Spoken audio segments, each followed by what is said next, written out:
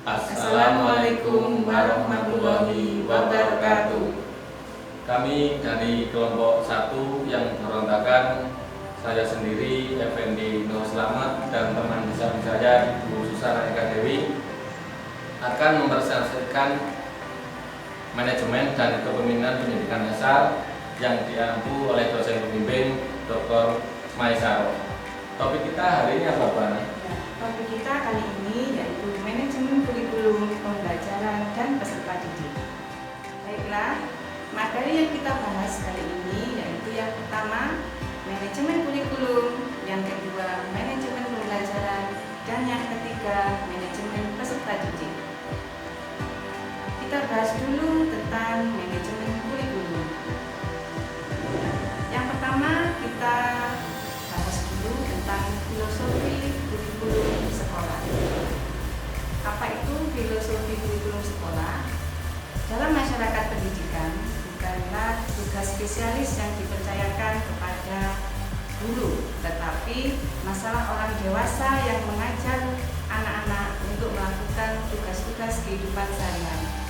Isi kurikulum akan berkaitan dengan pengetahuan dan keterampilan yang dibutuhkan untuk mempertahankan komunitas. Filosofi yang kedua yaitu kurikulum sekolah perlu memiliki referensi, tidak hanya pada kurikulum yang dimaksudkan tetapi juga pada kurikulum yang disimpulkan atau istilahnya kurikulum tersembunyi. Hal ini disampaikan oleh Bell and Roach tahun 1996. Berikutnya kita bahas terlebih dahulu pengertian manajemen kurikulum.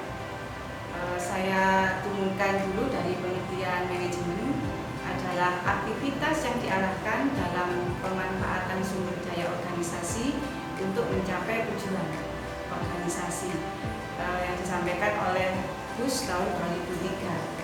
Kemudian pengertian kurikulum merupakan serangkaian kerangka teoritis dan metodologis yang menceritakan dinamika organisasi sekolah, aspek administrasi, struktur didaktik, dan pedagogis yang mendukung proposal pendidikan dan tindakan para aktor yang terlibat.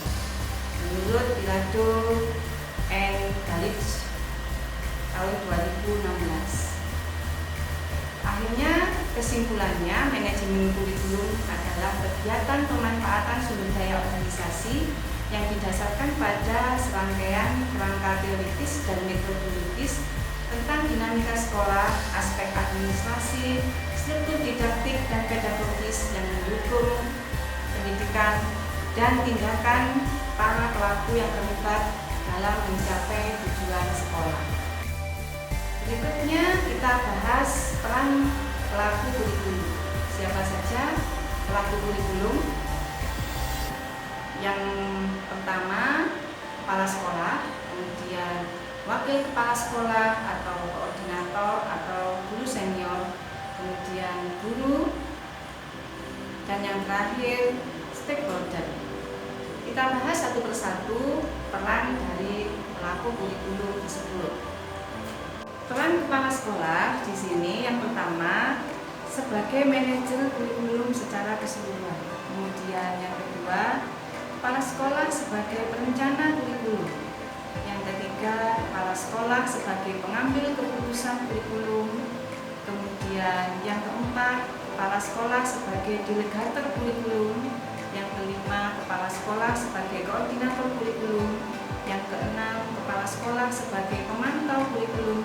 Dan yang terakhir, kepala sekolah mengevaluasi seluruh pelaksanaan kurikulum. Kemudian berikutnya peran wakil kepala sekolah atau koordinator atau guru senior. Yang pertama, wakil kepala sekolah sebagai mitra dalam penasehat dan menetapkan strategi kurikulum. Kemudian yang kedua, mencari cara untuk meningkatkan keseluruhan standar pengajaran dan pembelajaran di sekolah. Peran yang ketiga, mendukung kepala sekolah di depan umum dan sikap tegas tentang kesetaraan kesempatan dalam kaitannya dengan kurikulum. Yang keempat, yaitu menjamin akses yang sama ke semua bagian kurikulum untuk anak dipatuhi dalam praktek sehari-hari. Yang terakhir, mendukung kebijakan dan skema kurikulum dan memantau cara skema dan kebijakan tersebut diimplementasikan. Berikutnya, peran pelaku kurikulum yang lain, yaitu peran guru dalam manajemen kurikulum. Jadi peran guru dalam manajemen kurikulum itu dibagi menjadi 3. Yang pertama, dalam perencanaan kurikulum, guru memutuskan pendekatan pembelajaran yang mereka inginkan. Kemudian yang kedua, guru memutuskan metode atau cara mengajar yang paling efisien dan efektif. Yang ketiga, guru berdiskusi mempertimbangkan waktu yang tersedia dengan alokasi waktu setiap mata pelajaran. Kemudian yang keempat, guru berdiskusi bidang kurikulum mana yang akan dilanjutkan dan mana yang tidak. Kemudian dalam pelaksanaan kurikulum, guru mewujudkan terhadap apa-apa yang telah direncanakan. Kegiatan ini disebut dengan melaksanakan proses belajar mengajar. Kemudian yang terakhir, dalam evaluasi kurikulum, melibatkan guru memutuskan apa yang harus dilakukan dengan cara mengevaluasi pekerjaan yang telah dilakukan dan siapa yang harus melakukannya. Evaluasi bertujuan untuk mengetahui kelemahan dan kekurangan terhadap komponen-komponen kurikulum. Hasil penilaian ini dapat digunakan sebagai bahan masukan untuk melakukan perbaikan dan penyempurnaan terhadap kurikulum yang dilakukan. Hal ini menurut Bell and Roach tahun 1996. Peran pelaku kurikulum berikutnya yaitu peran stakeholder dalam manajemen kurikulum. Saat ini sudah menjadi pengakuan umum bahwa para pengambil keputusan dan juga direktur dan orang-orang yang peduli dengan manajemen akademik, administrasi di beberapa tingkatan juga memainkan peran penting untuk keberhasilan hasil proyek kurikulum. Semuanya adalah peserta dalam desain dan pengembangan kurikulum sehingga mereka disebut pelaku kurikulum menurut Pirajo and Balic tahun 2016. Artinya, masyarakat dan stakeholder juga memberi masukan dan saran dalam perencanaan, pelaksanaan, dan evaluasi kurikulum. Bahasan berikutnya tentang manajemen pembelajaran. Untuk membahas manajemen pembelajaran, kita bagi menjadi 2 bahasan, yaitu yang pertama pengertian, kemudian yang kedua fungsi manajemen dalam pembelajaran. Baiklah, kita bahas dulu tentang pengertian manajemen pembelajaran. Kita awali dulu dengan pengertian manajemen, yaitu aktivitas yang diarahkan dalam pemanfaatan sumber daya organisasi untuk mencapai tujuan organisasi menurut BUS tahun 2003.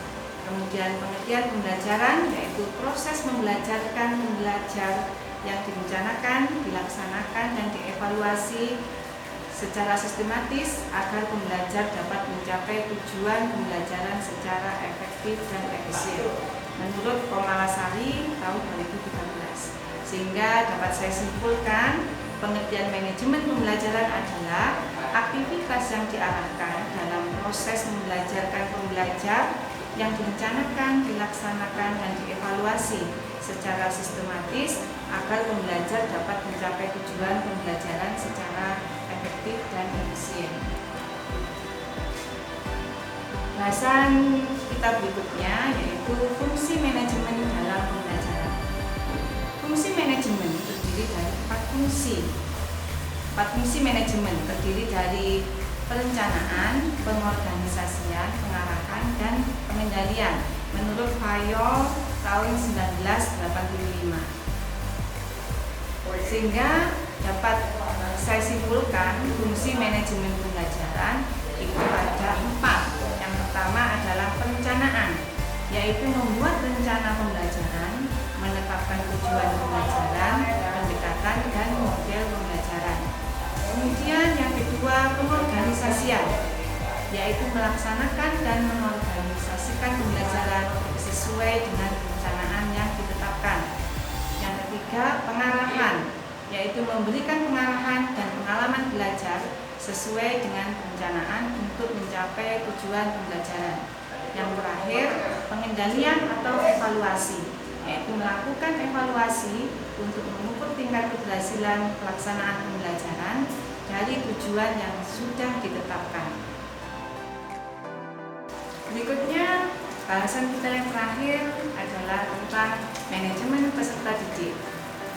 Untuk membahas manajemen peserta didik, saya bagi menjadi 2 sub bagian. Yang pertama tentang pengertian, kemudian yang kedua tujuan manajemen peserta didik. Baiklah, kita bahas dulu tentang pengertian manajemen peserta didik. Pengertian manajemen peserta didik kita turunkan dari pengertian manajemen terlebih dahulu.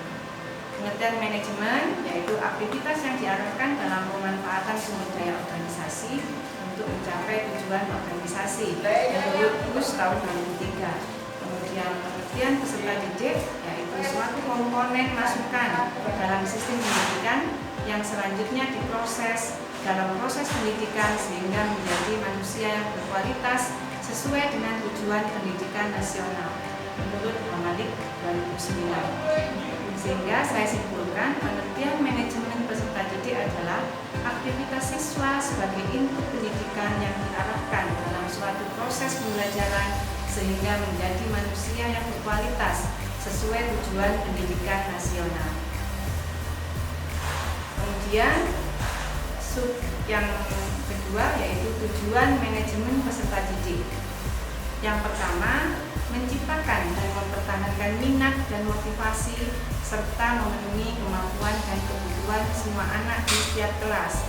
Yang kedua, memastikan bahwa kesempatan belajar untuk seluruh kelas. Yang ketiga, kebutuhan siswa dalam kelompok, kelas, atau sebagai individu dipenuhi sepenuhnya.